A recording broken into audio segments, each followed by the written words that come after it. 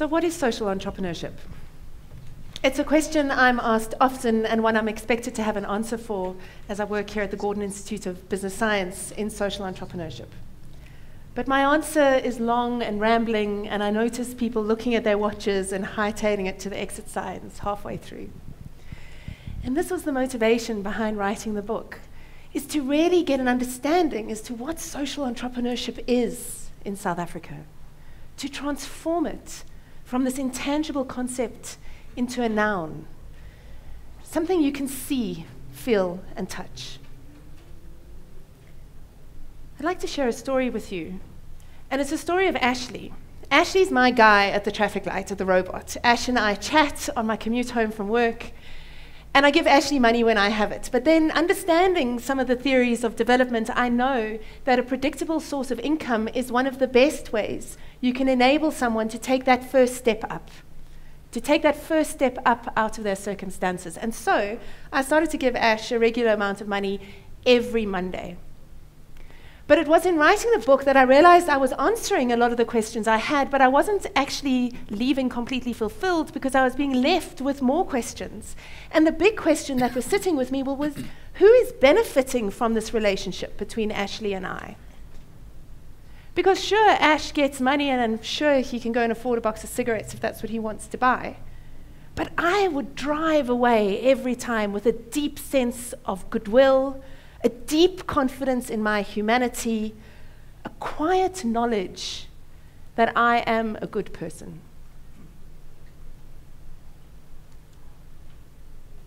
Am I a good person? Am I a good person? The act of giving is very anchored in benevolence, and benevolence means deliberate goodwill. Its opposite is malevolence, deliberate ill will. The thing about when I was being benevolent, this act of kindness, I realized that I was perpetuating a divide that we are urgently trying to eradicate in South Africa, and that is the divide of have and have not. In giving to Ashley, I'm a have, he is a have not. I'm fortunate, he's less fortunate, privileged, less privileged. But the thing about this flow of events is that benevolence underpins our charity, and charity underpins our social development. And I ask myself, are we deliberately, inadvertently, but still perpetuating the divide of inequality rather than bridging it through our social development? This is South Africa. This is a picture taken in Kaya Sands that very starkly shows us what our inequality is, what the difference is between the have and the have not. But we can look at the statistics to back this up. There's a lovely tool called the Global Competitiveness Index, which gives you a snapshot of your country and allows you to compare it to a whole lot of others, the latest one, 140 other countries. And South Africa does so well in our financial indicators. We lead in things like the working of our corporate boards, the regulation of our securities exchanges, our ability to access equity financing. We lead the index. But what happens at the bottom? Social development. Bottom of the index for the quality of our maths and science education, bottom of the index for the cooperation that exists in our labor market, and leading in the bottom ranks in terms of our health indicators, the impact of HIV and TB. What the index tells us is that we are, in theory, doing things great. Great financial institutions underpin a great economy. Economic growth broadens our middle class. The middle class naturally uplifts people out of poverty. It's a narrative we hear. But the thing that's happening in South Africa is that our social development is so weak. It's imploding our economic development. We can't rely on the one to lead the other. The economy cannot be solely responsible for uplifting the complexity of social development that is required in South Africa. If you have any doubts as to how awful our social development is, look to the Human Development Index of 2014. The Human Development Index is a lovely index. It kind of tracks the environment that your country creates that allows you to thrive. So how are you able to gain knowledge because you have access to great education? What is your ability to lead a long life because you have access to great healthcare? And the one that I particularly love is what is your ability to act on opportunity because you have access to disposable income. In 2014, South Africa shared a rank with Syria and was one above Iraq. This is a picture of Syria taken in January of 2014. The citizens of this country share the same quality of life as the citizens of ours. We cannot continue to expect the economic sector to uplift our social development. We urgently need to look at how we create social opportunities for all. I would argue that benevolence in perpetuating the inequality is not where we should be looking to for answers, but that the answer, the counter to benevolence, is actually a word that is deeply tainted with abuse, it's deeply tainted with exploitation, and that word is profit. Profit is a great equalizer. When you start introducing profit into social development, you shift the benevolence to a relationship of choice. I choose to access the service you're offering me, not I have to access the service you're offering me because it's free. You're giving it to me. When we look at the for-profit and not-for-profit landscape, the profit landscape in South Africa, there are these two polar sides, these polar opposite sides of the spectrum. The for-profit organizations is business. We know it well. They earn an income, they earn a profit. The relationship between customer and corporate is decided largely by us. I choose to consume. On the other side is the not-for-profit. The not-for-profit organizations are our charity organizations. The relationship there is one of donor and beneficiary. The for-profit side of the spectrum generates economic value. The not-for-profit side of the spectrum generates social value. The social value is underpinned by benevolence. And I ask you, but what's happening in the middle? Why are we relying on two opposite ends of a spectrum to deliver such complexity as social and economic development? What happens in between those two pillars? And this is the answer that I always struggle to provide, because this is the world of social entrepreneurship. This is why there's no definition for social entrepreneurship, because it doesn't sit neatly in a box. It sits across a spectrum. You will meet lots of social entrepreneurs online. You will meet them through your TED Talks. The one thing you will notice is that they are all different, and they all identify differently, some more with for-profit organizations, others with not-for-profit organizations. So if I can't give you a definition of social entrepreneurship, and that really was one of the objectives I was hoping to get in writing the book, The Disruptors. If I can't give you a definition, what can I give you?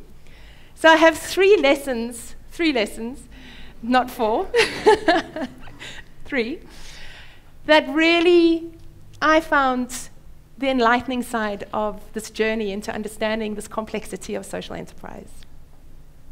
The first is that our social entrepreneurs do not, and I'd like to repeat that, they do not exist to change the world. In fact, develop a deep allergy for people who profess to change the world, because that is an approach that is anchored in benevolence, because whose world are you changing and to what? Are you imposing your view of how the world should be versus what that person's view should be? Our social entrepreneurs instead recognize that they are enablers. They're catalysts of change. They make things happen that encourage others to take the lead.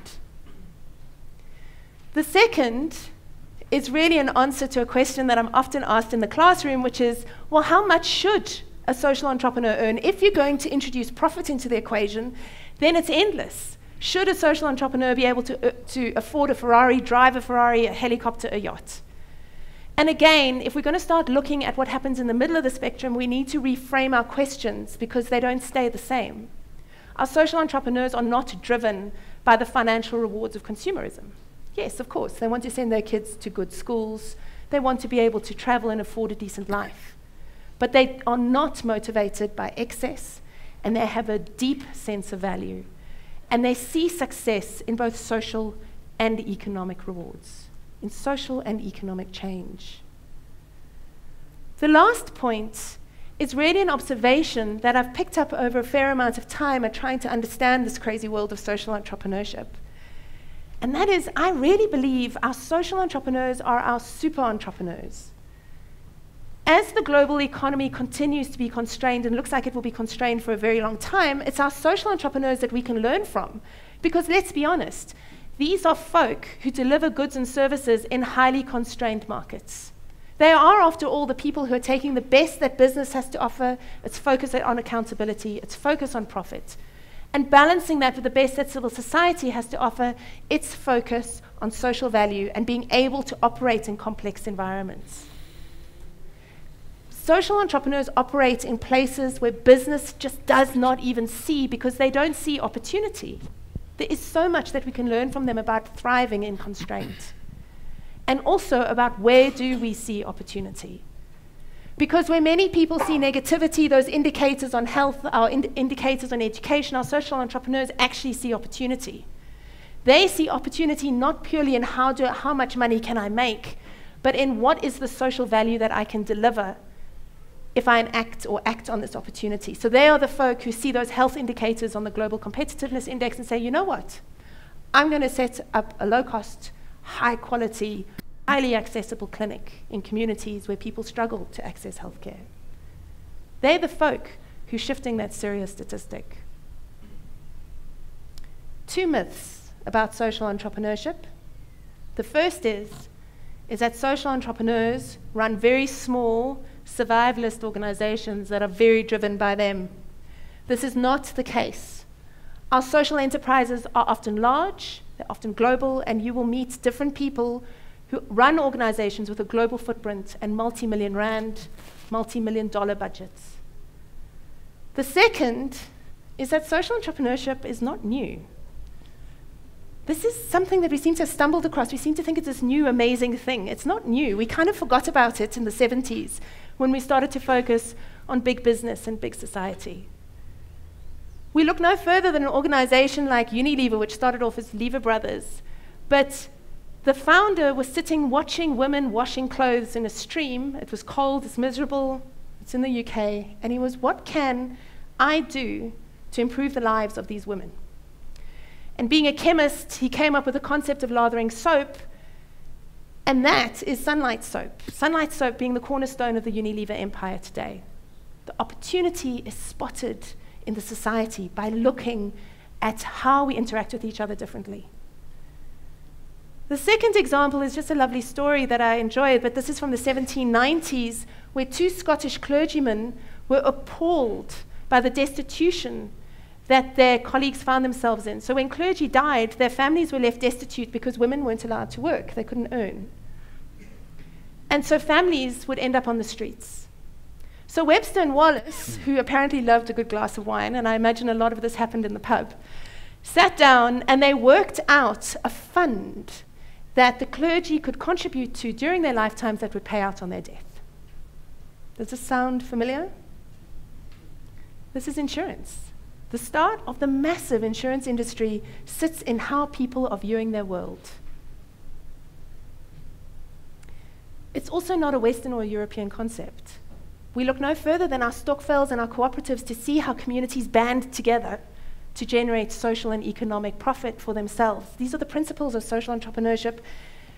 Cooperatives and stokvels are age-old principles in South Africa. This is not a new concept. So what am I asking of you?